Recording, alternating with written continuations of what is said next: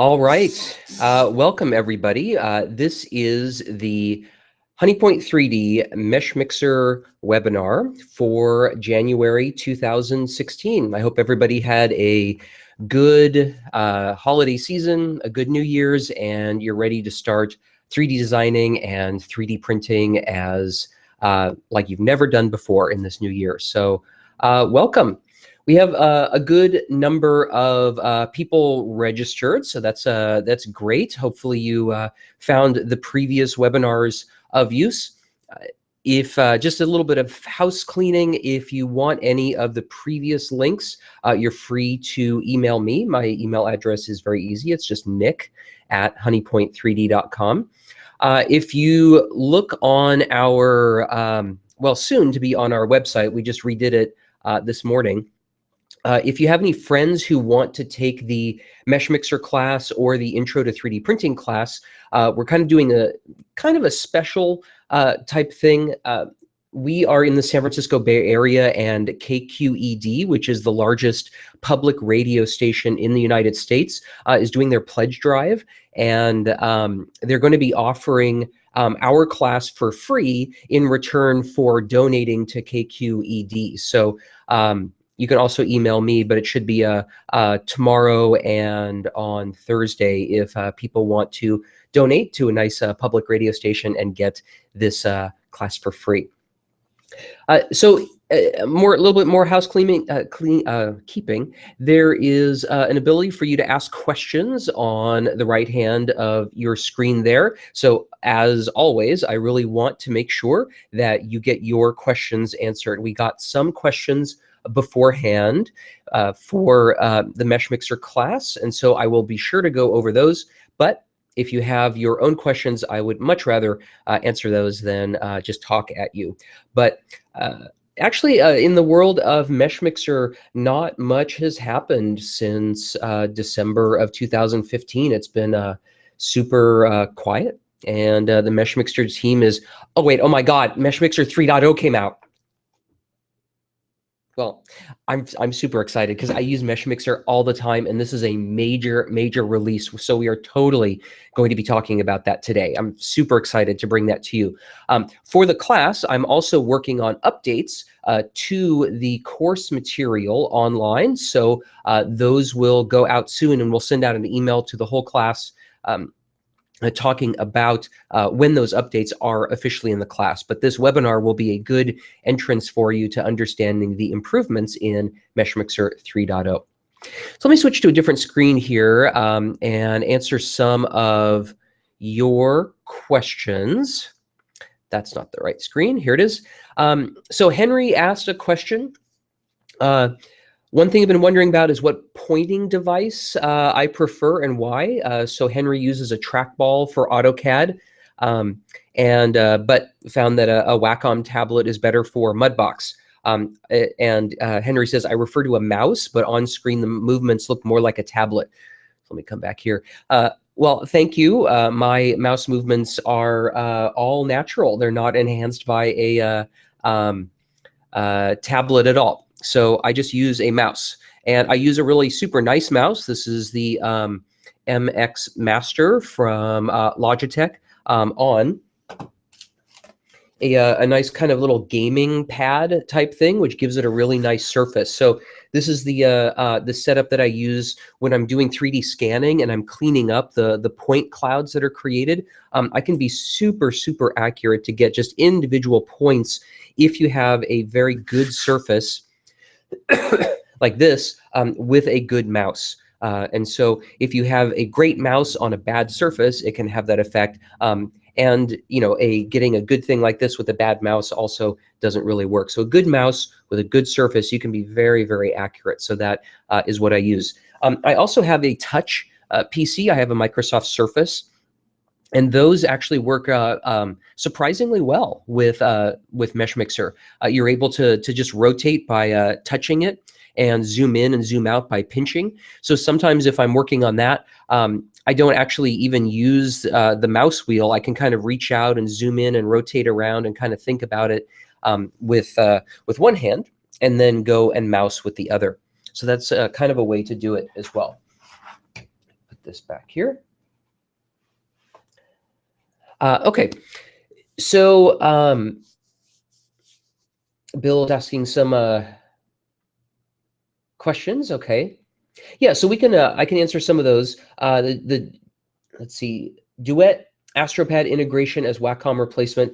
I don't know too much about that, but as a very general sense, Meshmixer does not support touch levels as far as I know. So you're really just interacting with a kind of a virtual pen on the screen, but that pen is not an airbrush. It doesn't have any sort of concept of flow or anything like that to push harder and softer. So I would think that just even a a very low end touchpad or stylus pad that didn't even support touch levels would actually work just fine. Now, I may be wrong about that. I actually have a Wacom tablet at home. I could test that, but I don't believe that Meshmixer supports pressure levels to, you press harder and it's like turning up the strength. That'd be very cool. I can test that out, but I don't think that that's true. The other question that Bill had was batch and scripted processing of multiple steps, recording of steps for repetition. So I will get into that today a little bit. We've worked and talked with some people that are doing batch type things. Meshmixer does have an API that you can plug into where you can change the user interface. You can create your own little buttons that do a certain number of steps. No problem at all. Now, how far down into the program that goes, I'm not entirely sure, but I'll show you kind of where that is in the program later on. Let's go back to the previous questions and make sure everybody. So Fred asked a question that actually get asked quite a lot. So Fred's question was an easy way to align a surface on a model to a plane, pick 3 points on a surface, click, boom, aligned. I will totally be going over that. With Meshmixer 3, there is now a new tool that specifically helps with that. So I'll show, again, a couple of ways to do that. The old way that I talked about on a previous webinar where MagWeb, if you've gone on the forums, Gunter's work, talked about a kind of a 3-point leveling thing. I can very quickly show that, but we have a new align to target command that is very, very nice. So we'll go over all of that. And then, and then Bill asked about Meshmixer 3. So those were the pre-questions. Let me come back to you guys here. So those are the pre-questions. If you have any other questions, please feel free to ask them. But let's go into some of the things I wanted to talk about Meshmixer. So let me share my screen here. And again, you will see I will go off into infinity for a second. Here we go. But let me bring up Meshmixer. Okay, so let's start going over the Meshmixer. Kind of make this a little bit smaller here so you guys can see it. There we go. Let's go over Meshmixer. So if you go to Meshmixer.com, you see that there's actually a brand new kind of reinvented site. It looks super nice, and so congrats to the Meshmixer team for doing that. Much better. It will get people to actually use the software more. It's a much more kind of professional-looking website, so that's wonderful. These are all links here. So if you click on something like design, it takes you to the design page, which I'm going to go over. If you click on health, there's a little case study here for prosthetics and orthotics.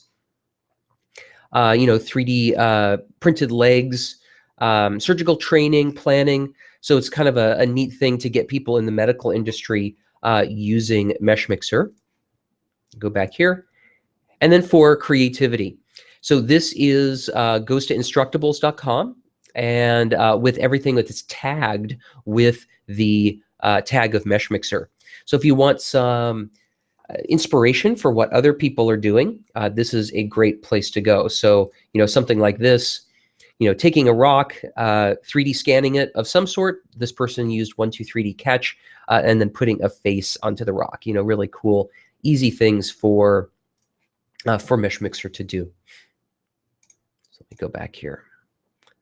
So this is the homepage of meshmixer.com.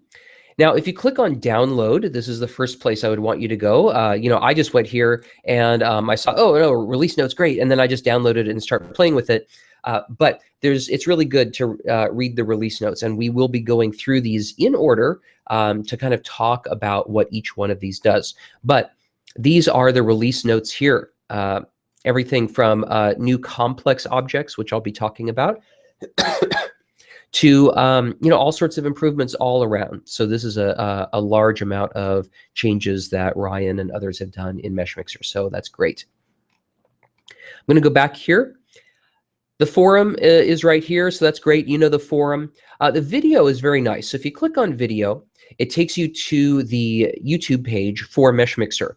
Now you might think, yeah, not much of this is new. All of this is 1 month old, 1 month old. Meshmixer 3.0 just came out a couple days ago. They don't have any videos. Well, that's not true. So these first two right here that are 1 month old were actually created for Autodesk University in 2015 in December. So I got to see these videos. I talked with the Meshmixer team there. Super awesome. I asked, I said, please, please, please release these videos. So these two videos here, the prosthetic socket design and the Meshmixer AU, Autodesk University 2015 demo reel. This uses a lot of the new tools inside of Meshmixer. So I would really, really urge you to watch both of these. Don't be fooled by them being 1 month old. They are featuring a lot of the new tools inside of Meshmixer 3.0. They just decided not to release these videos until the software was actually ready. Makes sense? And also, I'm going to apologize beforehand. I'm going to come back here and stop sharing for a second. I have a little cold, so luckily you're not gonna get it. I'm not contagious, but I do have a little cough. Sound a little nasally, so if you hear me hitting this little mute button, I am going and coughing, and I don't want to spike your audio. So if my audio cuts out for a second, it's just because I'm going like this. So I try to take care of you. Anyway, so let's go back. So I'm going to go screen share again, off into infinity. Let's go back here. So that is the video. So be sure to click on this, and that's something you can learn a lot from. Actually, let me go back here. So these videos go pretty fast. So I'm going to click on one of these. The trick with these, I'm going to turn down the video here and just go somewhere like this.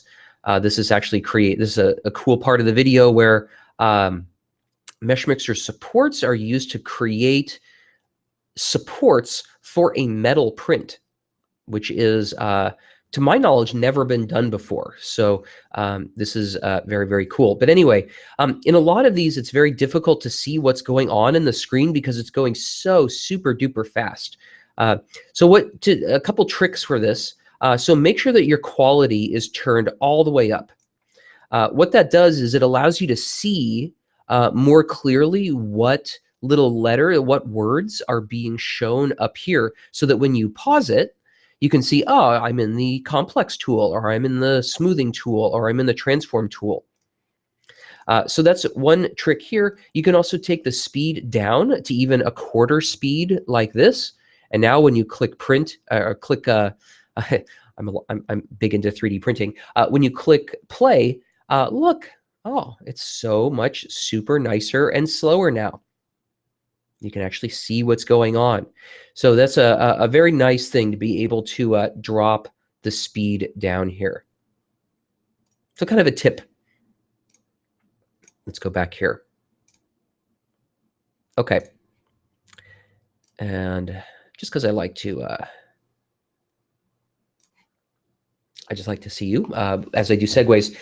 So those are the videos. Now, there is a link on the design page that I'm going to show you right now that is very, very useful for seeing some of the kind of banner new features of Meshmixer. And I'm going to kind of talk through these very quick videos and show you what's happening so that you can understand what these tools do and how you might want to use them in your own workflow. So let me go back and share my screen. So on the Meshmixer homepage, Right here, we want to go down here to design. So we have a series of videos, 1 video, 2 video, 3 video, 4 video. So first, this is a super awesome thing that I'm going to show you later, improvements to the smoothing tool. So this is essentially showing that you can start out with a bracket like this, and as the text says, through using Meshmixer, you can refine that bracket to be 50% less weight or less material, while still ostensibly keeping strength, and that is through the new smoothing tool. So I'm going to click play, but I'm just going to zoom ahead to the really awesome part in all of this. So we have a bracket right here, and look at this. So if you know Meshmixer, you know that this is a super new thing. Voila. Right? So let me bring up Meshmixer and show you what this is about. Let me just bring in a plane like this, just a single-sided plane. I'm going to extrude it a tiny bit, just make it a little cube like that. Select an area on this, maybe extrude this out a little bit, clear that.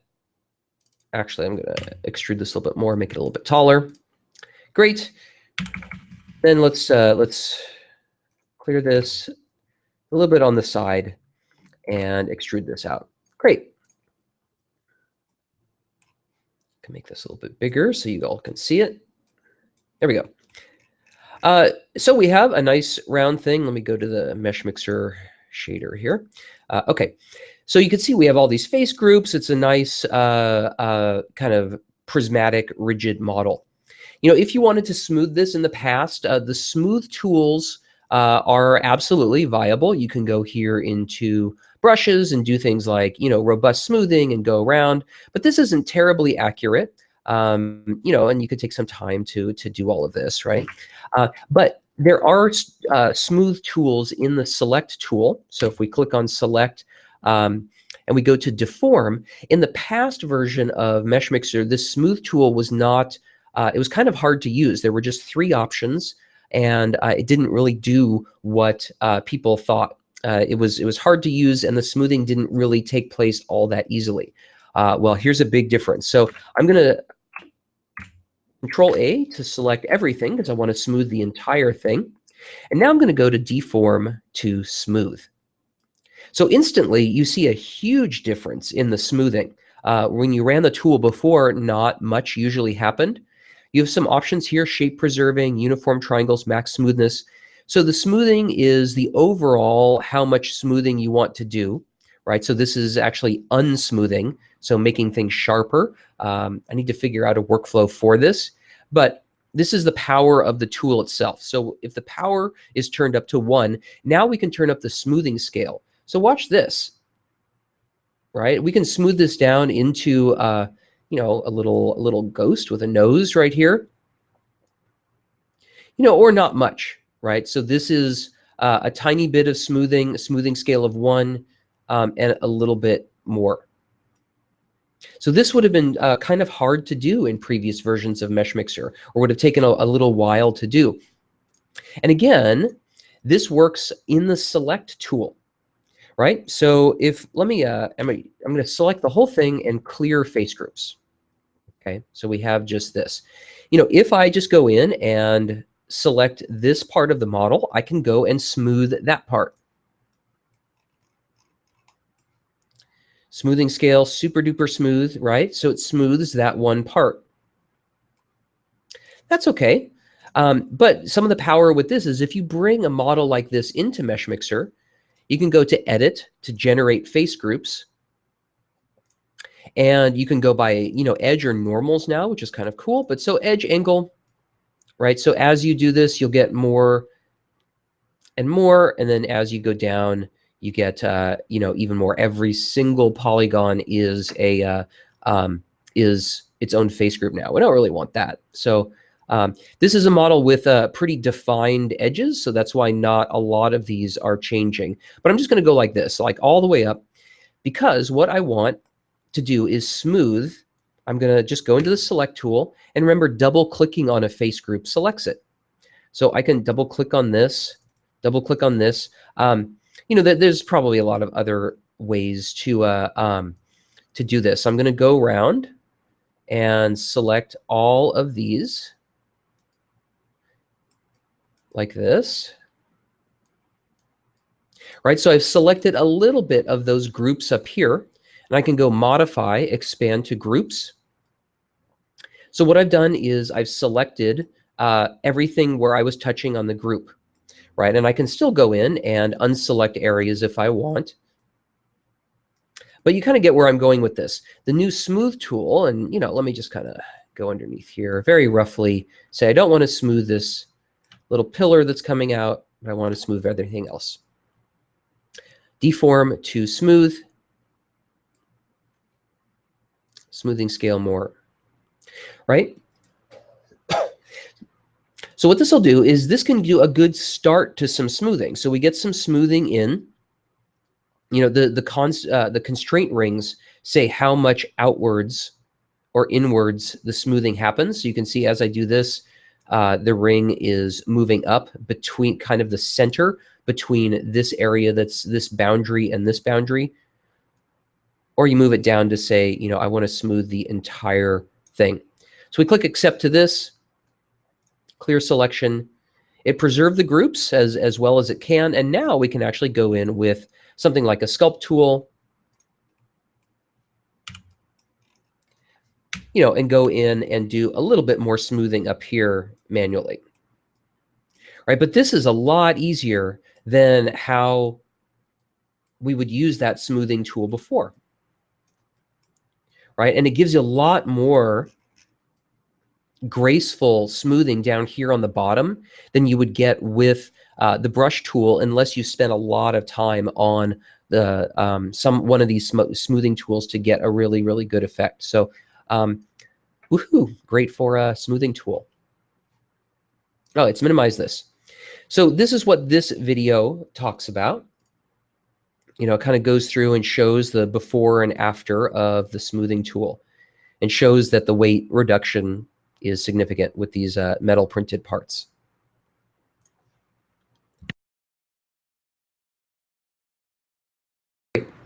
So this is another one, create connections. So this is the join tool, or what the Meshmixer team says, the Magic Auto Loft.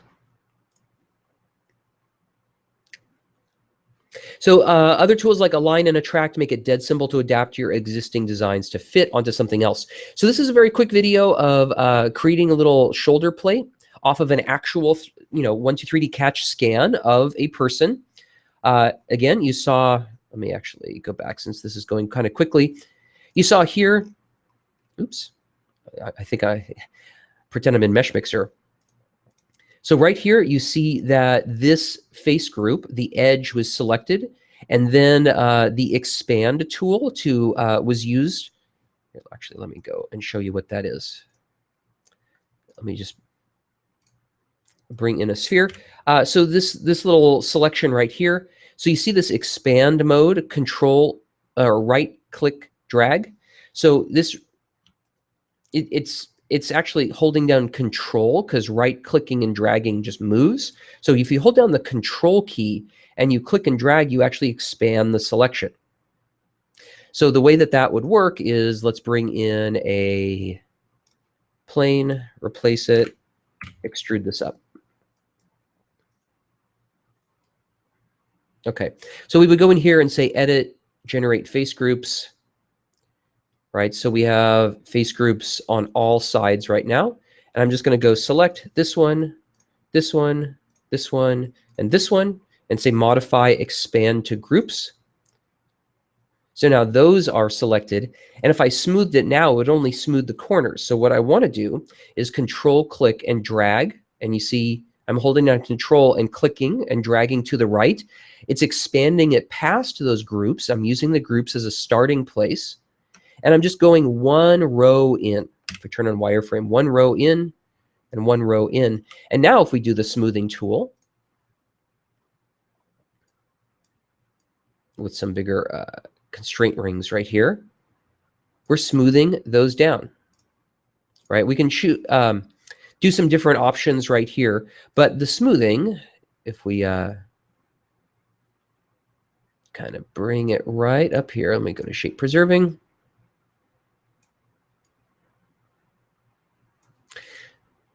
Go right here. You can see that the smoothing is going up over the lip of it a tiny, tiny bit. So that is what is going on in this video. The edge is being selected, and then, oh, there we go. And then the selection is being kind of dragged inwards a tiny bit, and then the new smoothing tool is being used to make it nice and smooth. It's pretty awesome. So to go through this is an existing little mount that is going on, kind of positioning the mount in the right places, using a Boolean difference to cut the little pegs for the mount in there. And the pegs are in there. So those pegs were they were actually just hidden behind there. They were used. Let me kind of stop this. They were used to cut out of the mesh, but another copy of those pegs were put in to use as actual pegs after the cut was done. So if you see over here on the right-hand side, you can have multiple different objects. If you're doing like a Boolean difference or a subtraction, that tool, essentially the cutting tool, gets used up. So you usually want to create two of those objects or more so that one gets used up and you still have another one to play with later on, which is what we have right here. So this is a great example. Let me try to pause it right here. So right here, the top of this was created and the bottom of this was created, but the Meshmixer team deleted those things, leaving an open boundary here and an open boundary here. And you can use the join tool to join those two things together. So it is what they said, a magic auto loft, where you're lofting from one to another. And then you can use the soft transform tool to transform that in kind of a squishy way, you know, as normal based on the face groups and all that here. And then you get that. So that's pretty awesome too. You know, we see a lot more now new examples on the Meshmixer website for just things you can do, and it gives you ideas for how you can adapt this. So let's go and look at the last video here. Enhancing existing objects. So this, you could see the use case right here at the beginning of the video. Oh, tippy drill. And we don't like that. So this is a use case of using 123D Catch to create a model of a drill that's pretty accurate. Using probably the offset tool and you know, making different little caps. And again, you see use of the smoothing tool right there. And actually, this isn't entirely obvious. But this was just a plane down here that, again, we did the join command to with some smoothing to create a plate.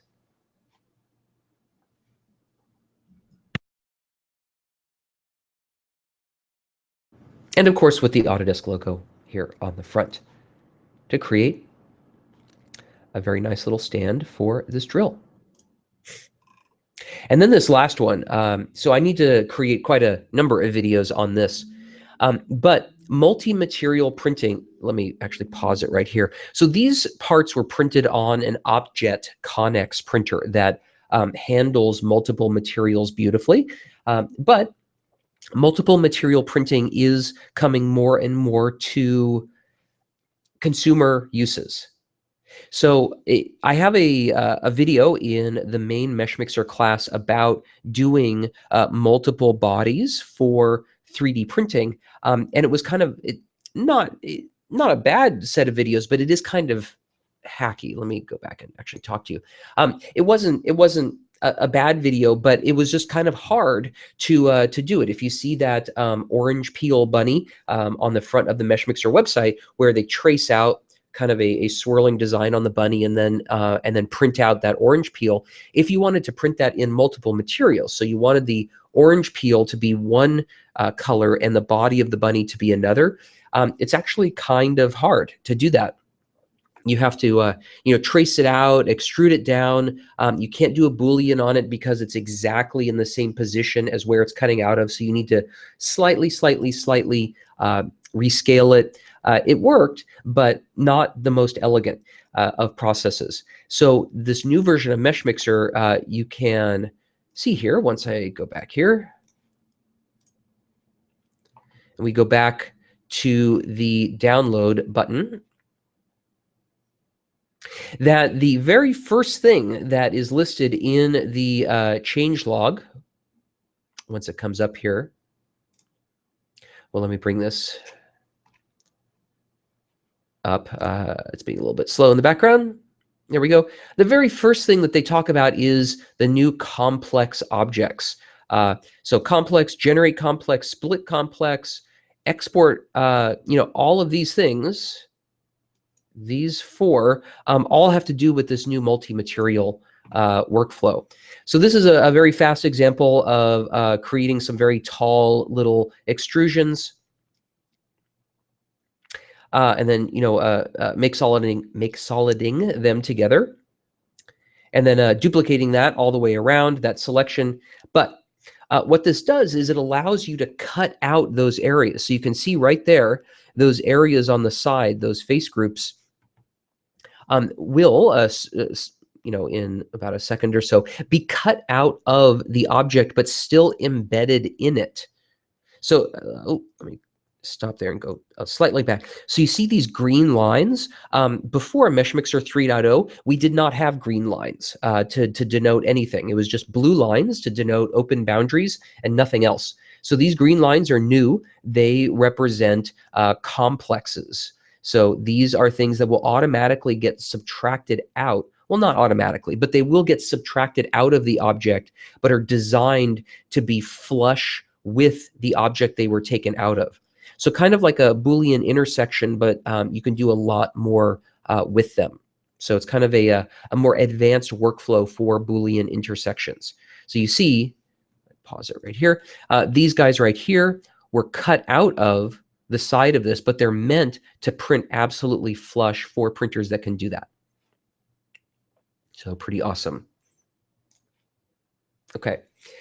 So in our remaining time, I haven't gotten any other questions, so I want to go through how to use some of these tools in Meshmixer 3.0 because a lot of them are pretty simple. The complex one is a little complex, so I'll kind of go over that one a little bit, but I would say wait for my video on that one to really understand how the complexes work. So let's jump back here and go all the way down the release notes. So I'll skip the complexes for now because I really want to do a good job in explaining how that works. And so I've played around it with a bit, but it is a little complex to understand. So I'm going to come out with a video on that. Align to target. So let me do this. Let me bring in the bunny and fix the bunny. So a lot of people say they don't even know how to use the align to target. So it's based on select. So you select something, and then you go to edit to align to target, and it's not available. Well, the key to this is target, right? You need to have a target set. So let's clear this. Let's bring in a plane and append it. And we're going to select the plane and just extrude it up. I should really have a default box, but okay. And then let's transform it and move it to the side. Oops. Transform it and move it to the side. Okay. There we go. So we have a bunny and a plane. Bunny and a plane. And this is also a shortcut. If your object, if you have different objects, you can't just click on your objects to switch between them. You don't need to actually go over to the object browser all that much. You can just click on them. That's kind of cool. So the attracted target requires a target. So what I want to do actually is with this plane, I want to transform this in some kind of arbitrary direction like this. And I want to hit this little magnet right here. So the magnet is like this. So that is now a target. It turns kind of transparent. And you see this little magnet is active. So now we go to the bunny. And if I go to the bunny and I select something on the bunny, I can now go to Edit to Align to Target. And the bunny will move over. So how did the bunny move over? You know, what did it do? Actually, let me cancel that out. So I selected on the back of the bunny. Let me actually go in and try it a different way. Let me select right on the ear of the bunny and go Edit, Align to Target. So you see that this ear, which is the one that I selected, went to the closest point on the, let me actually zoom in right here. This little selected part of the bunny went to the closest point on this and then aligned itself to it. That is how this tool works. I can then run this again. I can go into Edit to Align to Target. And you see the bunny moved a little bit more. I can say I want way more solve iterations. I want no tolerance and say Improve. And the bunny moves a little bit more. The way to really do this, if you want to align this bunny, so I'm going to just do Control Z a few times till the bunny goes back, is I'm going to select, let's say, this part of the bunny. Actually, I'm not going to do this at all. I'm going to go T for transform. I'm going to do all the heavy lifting of this first. So I'm going to go and rotate the bunny so that it is fairly close to what I want to align to. So I'm kind of doing some of the solving myself. Great. Zoom in a little bit. So here I'm going to select the bottom of the bunny. Since the bottom of the bunny was filled in with the inspector tool, it is a face group. So I just double clicked on that. Now I'm going to go Edit to Align to Target. So you could see green where the bunny was, solve iterations, improve solution, accept. And now I'm going to go here and turn off this target. So this was kind of hard to do in previous versions of Meshmixer. You could use pivots. You could try to do, aligning things to different frames, but it was kind of hard to do. And now you see that we have aligned the bottom of this bunny pretty darn accurately to the top of this plane. Now, again, it went down onto the top of this plane because this is where the closest was. If I had positioned the bunny over here, it would have had a different effect. So you have to kind of do the heavy lifting yourself, but then you can do this this align to target pretty easily. So we get a lot of people. Let me get rid of the bunny for right now. Go into this plane, and this plane isn't terribly detailed, so let me remesh it just a bit and duplicate it. Oops, clear it and duplicate it. Okay, and then transform this guy out. Okay, so I'm going to go in and sculpt with the draw command. And turn up refinement. So I'm making some things on here. And a lot of people ask, go out of this and click on this and go back into sculpt. And I'm going to draw on this, not on surface, on draw. Go click on this. So a lot of people say, I want to align these two things together. How would I do that? So the way that you would do that is, again, you would need to do the heavy lifting yourself. You turn on, I'm going to align it to this one, like that. Go back here.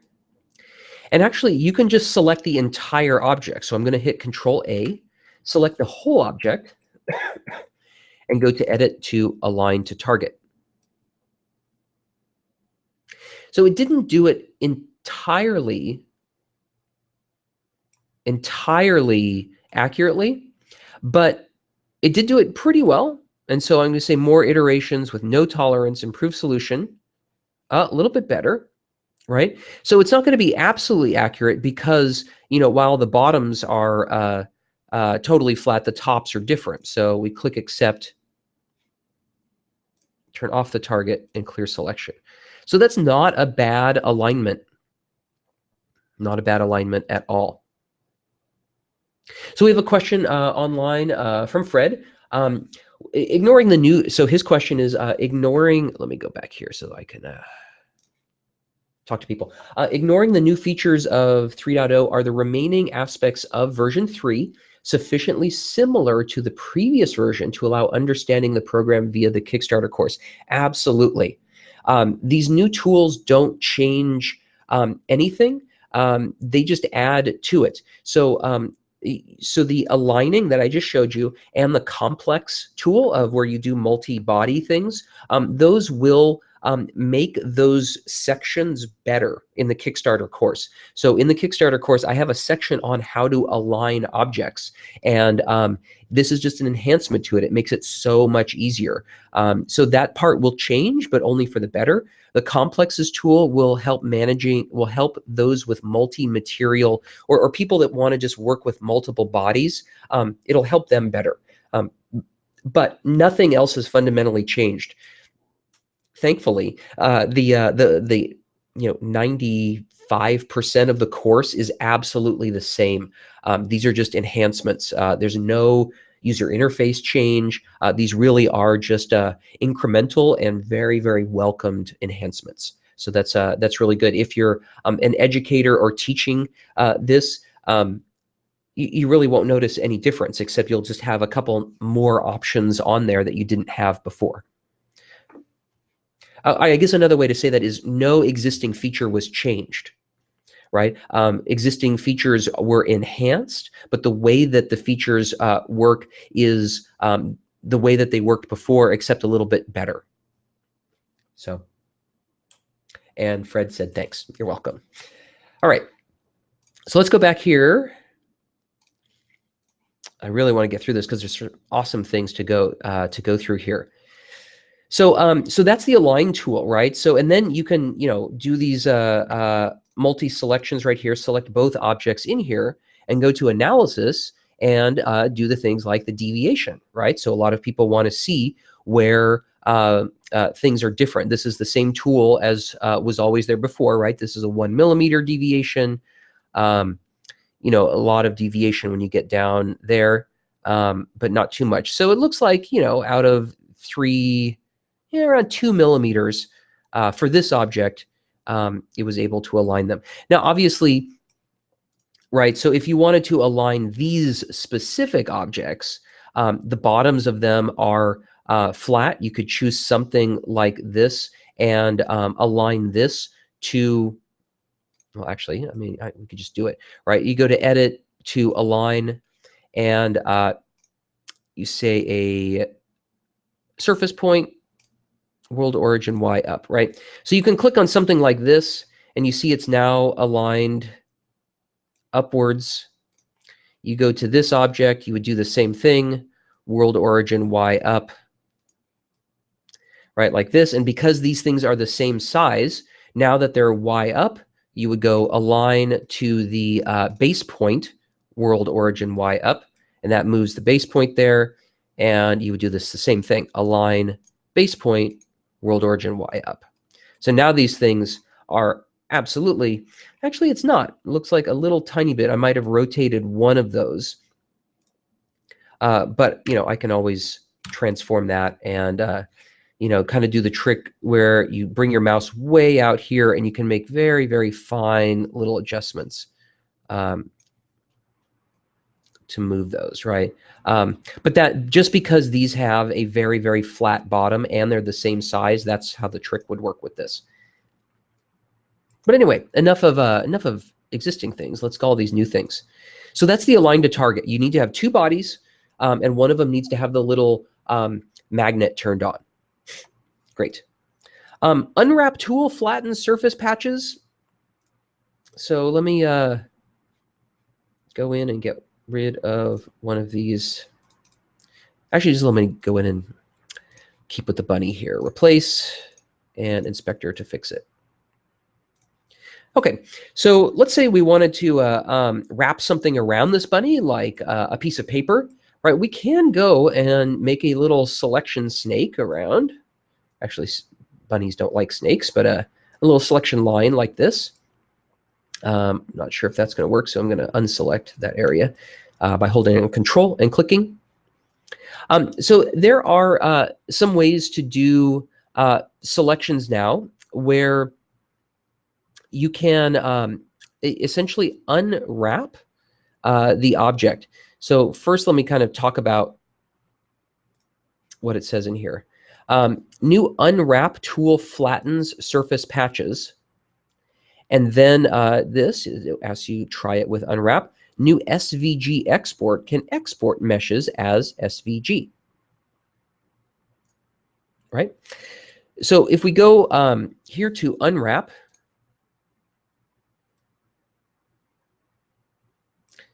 actually, let me select thing here and modify create face group. Okay. And we go to edit to unwrap. Oh, it actually really didn't like that. I'll have to play around with this one a little bit more. Fix the bunny again. It was working when I played with it before, but essentially this edit to unwrap on this manifold object unwrapped this bunny. So let me get rid of the bunny right here. Right, so these are the two areas of the bunny. This is the foot of the bunny, which was very easy to unwrap, and this was the other area. I need to play with this a little bit more, but if you wanted to, this is very easy because it's flat. But ostensibly, if you wanted to wrap the bunny in paper, you could use something like this to print this out and then wrap the bunny completely. I'm not sure if it would entirely work, but you would go up here to export SVG, and these little lines right here would get exported into something like an SVG file you could bring into Inkscape, for example. So I have to do a little bit more research on that one. Mesh query. I like this one. So let me bring in the bunny again. And well, I don't even need to fix the bunny. Okay, so this is a brand new tool. Under Analysis, we go up here to Mesh Query. Brand new. I love this. It's really great to take screenshots of this. Let me actually make this a little bit bigger. Zoom it in. We now have all these different things to look at our bunny. So let's start at the top. This is vertex position. So let me actually go here to View Show Grid. Okay, so this is based, as far as I know, as far as what I've seen with this, on where this bunny is in relation to the center of the grid, which way the vertex are. So if we hit the T key to transform this bunny and we move this over here, see this little red dot for the center, and now we go back to Mesh Query, right? It's which way these are pointing in reference to the cardinal directions. Well, in Meshmixer, Y is upwards, so the Z and X and Y, right? So let me go back out here and turn this bunny around like this, and go back into Mesh Query.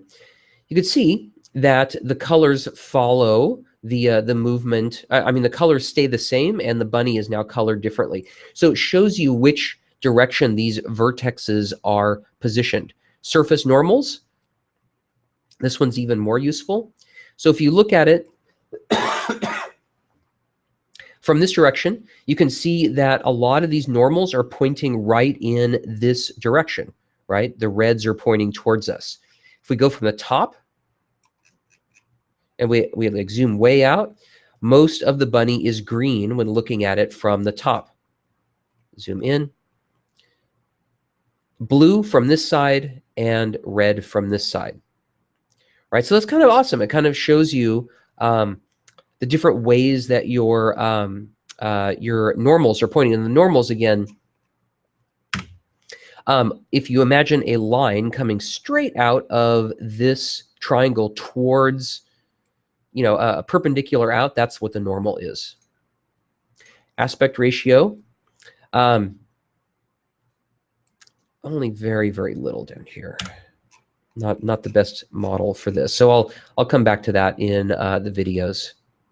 Internal angle, haven't found what this is used for yet, so I will research that for you. Gaussian curvature, right? So let me go out here and smooth, draw some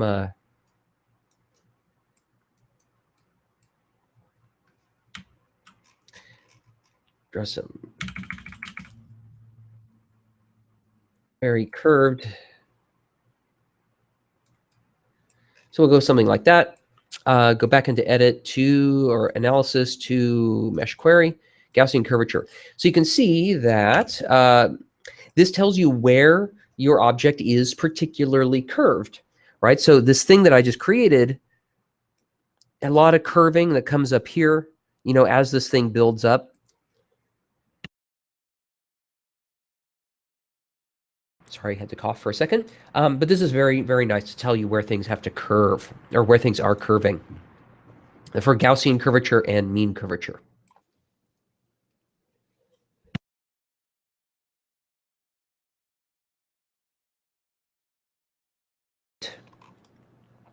So mesh query, fun new feature. Let's go back here. New measurement-based scene scaling workflow in units dimensions. Let's look at this. Let's improve our bunny a little bit here.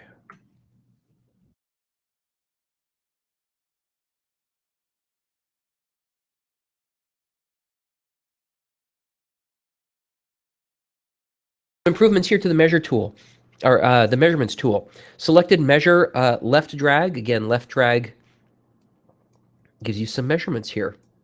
Allows you to show what the real length of what different parts of your model is.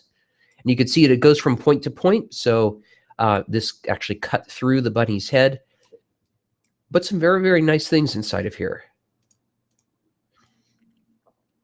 So I'll do some more analysis on this, but it helps you kind of understand different measurements inside of units and dimensions. Let's go back here. Where are we?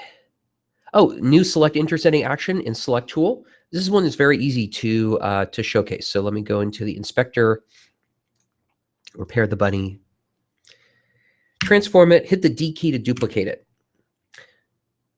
And move it a little bit out. Great. So let me transform this bunny a little bit. Okay. So kind of kissing bunnies like this. So in the select tool, I'm going to go like this. I'm going to hit select, and I'm going to double click on this unselected bunny. Did anything happen? Well, let's turn off visibility of the selected bunny, and voila. I have selected the intersecting part in this bunny of this bunny.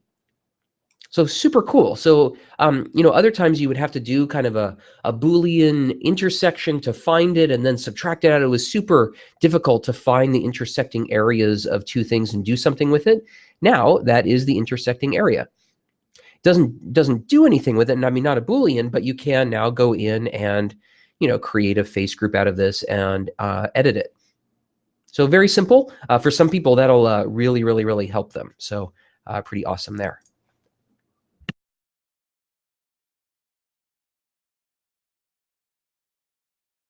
Yeah, in smooth boundary, you now have, I'm not going to show you this because it's pretty self-explanatory, but you have preserved group borders in smooth boundary. So you didn't have that option before. So when you're doing a smooth boundary, you can actually, it won't blow away your group borders. And you can project to target the smooth boundary. So I'll have a different video on that. It's a pretty kind of cool workflow. But you can have a boundary that is smooth and then is projected as a tool, like a cutting tool, into a different model. Remesh. So let's go and bring in a plane for this guy. Replace. Get rid of the grid. Okay. So a couple things here. We want to go to Edit to Remesh. So there's some there's a new tool here that says Preserve Sharp Edges. Linear subdivision will always preserve the sharp edges, but if we go to Adaptive Density, pretty awesome, right? So before you had to give up the ability to have sharp edges when you did adaptive or relative density remeshing, and now you don't. You still have these sharp edges. Super awesome. So I've remeshed this and kept the edges sharp. Some people out there I know are probably dancing right now because they really like that. So that's great. Make pattern can now clip to active target object. So if you make pattern is a very complex tool, right? But if you have a target object, you can run the make pattern tool and on your the object that you're working on, and the make pattern tool will only do its make pattern magic on the target object that intersects with your current one. So pretty cool. So this is another really awesome one. Make solid updates to preserve sharp edges. So let's cancel out of this. I'm going to bring in the bunny again and fix it. I'm going to sculpt here with the pinch brush with a depth of -50 and a little bit bigger thing to make a really sharp edge. All right, so this is a super sharp edge right here. Normally, when you run the Make Solid tool, it just blows away that sharp edge. So let's see what happens. We're going to go to Edit. And this is true. Like you would run Make Solid for all sorts of reasons, but let's say, right, you had some issues in your mesh right there, and you just wanted to go in and say Edit to Make Solid. So it fixed those errors there, and it kind of got rid of the sharp edge, but it does actually a lot better. So solid type sharp edge preserve. Let's see what this happens now. We click update. This takes a lot longer time. So while this takes this time, we're going to go and highlight the fact that this does say that it is slow. But it did take a little bit longer. So we have this beautiful make solid effect, which repaired the bunny, did all of this stuff. And let's turn this off, center on this, and it preserved this sharp edge. Very, very awesome. So a lot of times the Make Solid tool, you just lost a lot of detail. But remember, this is slow. I have a pretty darn fast computer, and that still took about 20 seconds on this little bunny to preserve those sharp edges. So and this isn't even with a high accuracy or a high mesh density. So be forewarned. The last thing I wanted to show you is the last thing on here. I'm going to bring in a bunny and fix the bunny and duplicate the bunny. So this is another really awesome thing. So I'm going to bring that bunny over there. Get rid of this extra bunny that was created. So here's a really awesome thing. So I'm going to go into this bunny, and actually I'll do it on this bunny, and go to Edit to, and the one that we're dealing with right now is kind of buried down here, but Pivot Drag Positioning Shortcut can now terminate on any surface. So let's see what that means. We're going to go here to say Create Pivot, and I'm going to create a pivot however I want. Surface point, great. So I click and drag, see it's kind of going on the surface. I'm going to drop it right here and say Drop Pivot. Okay. Now, normally, I have to drag this to some other target. But what I can do is I can now just drag this pivot, and now this is flying over the surface of another bunny. So this didn't happen before. You needed to drag this to another pivot or some other kind of known place. Now it just goes wherever. So I can really precisely align the head of this bunny with the head of this bunny, like this, and then it gives me the normal effects of do I want to pivot it? Do I want to translate and rotate? If I say translate only, then it doesn't flip it, translate and rotate. Or if I say flip, it'll just flip it back into position, right? So it's very, very useful for positioning things all around your scene. And I know a lot of people will be very appreciative of that as well. So we're just at the end of the hour. Hopefully this has been a really good overview of just that change log. And I answered everybody's questions on here, as well as hopefully the ones that were asked at the beginning of the hour. And we're going to be coming out with a lot more kind of in-depth videos on all of these. I also want to put out just a public video showing kind of like a recap of this webinar, but being very targeted on these. So we'll send out an email on that, because I just want to help the community see what these new features can do. But I appreciate it. And again, if you have any questions about Meshmixer, send them to me in the next webinar, or really just contact me and I'd be glad to help. So thank you, everybody. And I will see you next month for the next webinar. Thanks so much. Bye.